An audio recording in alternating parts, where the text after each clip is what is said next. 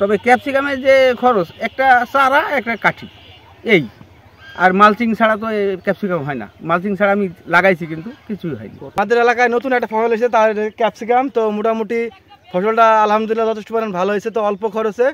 তো দেখতে পাইছি যে খুব মানে ভালো লাভবানজনক একটা মানে ফসল। তো মোটামুটি চেষ্টা করি আমরা সবাই যে ক্যাপসিকাম লাগানি, ঠিক আছে। ক্যাপসিকামটা সুন্দর একটা মানে ক্যাপসিকাম। তো আমাদের অল্প দিনে যে প্রচুর ধরতেছে, এই কারণে আমরা চাই যে সবাই এই আবাদটা করি। যে ক্যাপসিকাম আমরা যে আবাদ করেছি, যে আবাদটা আমরা একা এই ফসলটা আমাদের এই মাঠে একা হয়েছে। এই ফসলটা যদি আমাদের বাজার ভালো হয়, বাজার ভালো হলে এবং এটা করা যায়, এই ফসলটা লাভবান হওয়া যাবে এবং তৈরি করা যাবে। খরচ আমার 5,500 থেকে 6,000 টাকা হয়েছে।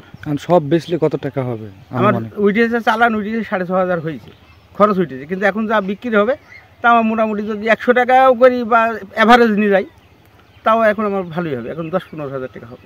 এই ক্যাপসিকাম করেছি 700 চারা লাগাইছি, আর এই 8 শতক বা 7 শতক জমি। এই এতে খরচ আমার মালচিং মানে পুরো জমিতে আমার যা লাগছে তার এইখানটা আমি অল্পই, মানে 4 ভাগে 3 ভাগ ওইখানে দিয়েছি, 1 ভাগ এখানে দিয়েছি। এখানে দেওয়ার পর হয়েছে খরচ ওই 2,500 থেকে 3,000 লেবার টেবার দিই সব কিছু। আর বীজ নিয়ে এসেছি সরকারের ওই কৃষি অফিসারের থেকে, দেওয়ার পর আমি তো লাগাইছি। লাগানোর পরে আল্লাহ সরি ক্যাপসিকাম মোটামুটি ভালোই হয়েছে। তবে খোলা মাঠে ক্যাপসিকাম হয় না, এ কথা কিন্তু সামিউল বা এগ্রোয়ানের এইরকমটা দেবে। তবে খোলা মাঠে বেশি দিন থাকবে না, যদি ওপরে ছাউনি করা যায়। ছাউনি দিলে তারপরে ওই ক্যাপসিকামটা রোদ্রের যে প্রখর হবে, রোদ্রের প্রখরটা যদি একটু কমানো যায়, তাহলে একে 6 মাস রাখা যায়।